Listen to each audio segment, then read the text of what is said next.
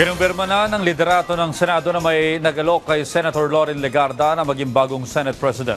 Pero tinanggihan umano ito ng senadora dahil solido ngayon ang mayorya. May report si Luisa Erispe. Kinumpirma ni Senate President Vicente Soto III na may nag-aalok kay Senator Loren Legarda na bumaliktad upang palitan siya bilang Senate President. Ayon kay SP Soto, mismong ang senadora ang nagpaabot sa kanya nito at tuwiran daw na tinanggihan ni Senator Legarda. That's what I was told. Sinabi niya hindi siya interesado.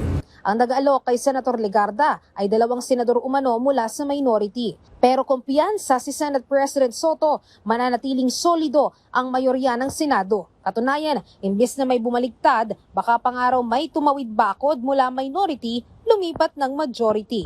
Ang buong majority namin very solid. As a matter of fact, mga dalawa sa mga hindi namin kasama dati, baka mapasama ko eh. Hindi pa rin naman kinukumpirma mismo ni Senator Loren Legarda ang alok sa kanya.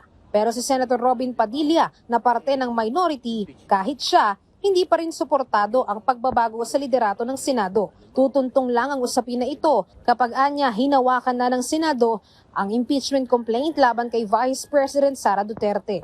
Magkakaroon ako ng pagnanais na magpalit ng leadership sa usapin na halimbawa impeachment hinday. Pag yun ang pinag-usapan, halimbawa may impeachment hinday na nakarating dito,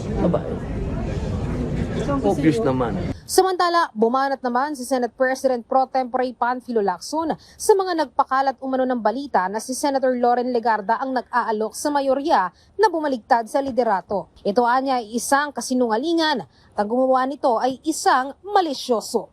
Luisa Erispe para sa Pambansang TV sa Bagong Pilipinas.